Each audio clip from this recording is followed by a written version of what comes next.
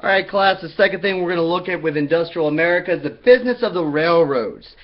So the dynamic combination of business leadership, capital, technology, markets, labor, and government support is especially evident in the development of the nation's first big business, railroads. After the Civil War, for instance, railroad mileage increased more than fivefold in a 35-year period, from about 35,000 miles of track to 193,000 miles of track in 1900.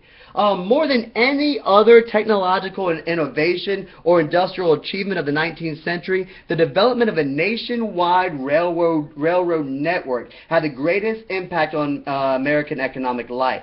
Railroads created a market for goods that was national in scale, and by doing so encouraged mass production, mass consumption, and economic specialization. The resources used in railroad building promoted the growth of other industries, especially coal and steel. Railroads also affected the routines of daily life.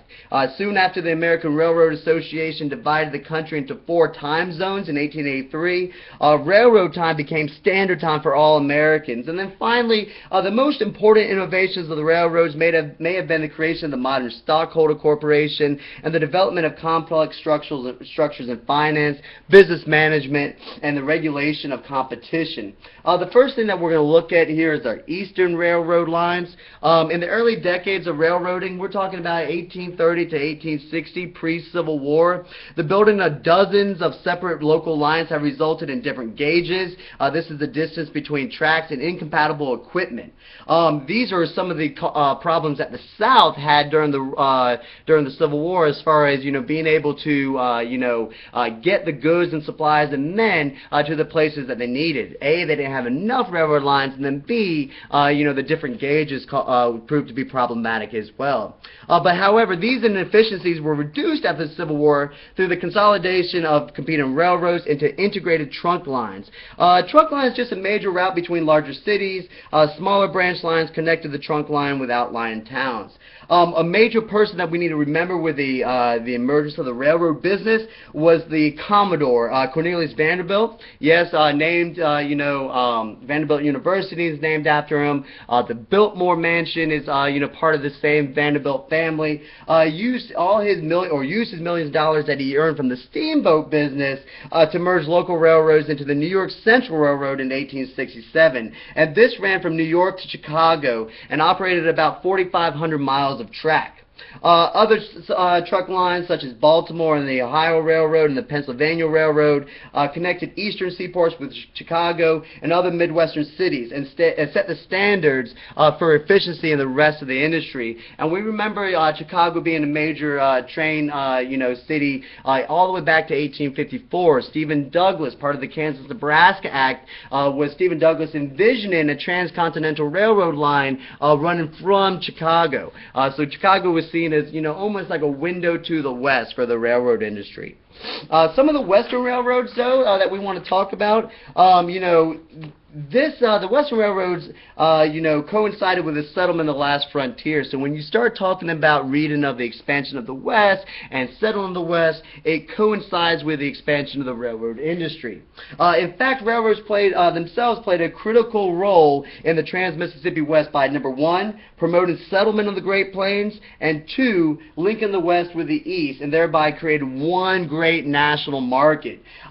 This, happened primarily with the federal government's help. Recognizing that Western railroads would lead the way to settlement, the federal government provided railroad companies with huge subsidies in the forms of loans and land grants. Some 80 railroad companies received more than 170 million acres of public land, more than 3 times the acres given away under the Homestead Act. The land was given in alternate mile square sections and a checkerboard pattern along the proposed route of the railroad. The government expected that the railroad would make every effort to sell the land to new settlers to finance construction. Furthermore, it was hoped that the completed railroad would both increase the value of government lands and provide preferred rates for carrying the mails and transporting troops. And you can see this checkerboard pattern that I'm talking about in your textbook, and I believe it's in chapter 26.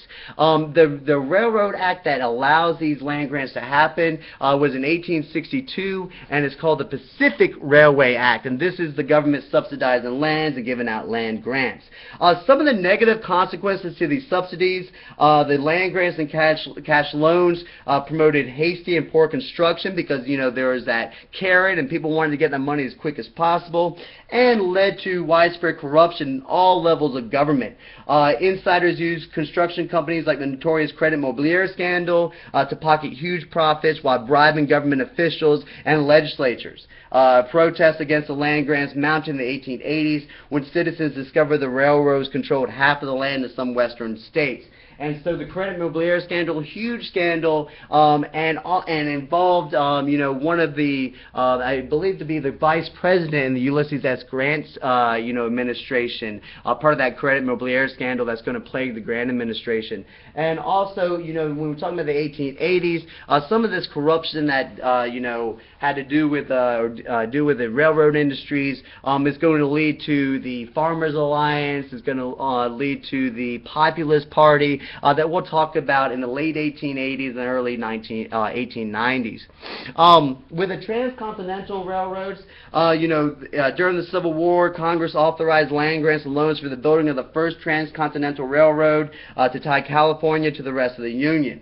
The task is divided into two companies, the Union Pacific, which was to build westward across the Great Plains, and then the Central Pacific took the challenge of laying track across the mountain passes in the Sierras by pushing eastward from Sacramento, California, to the Midwest.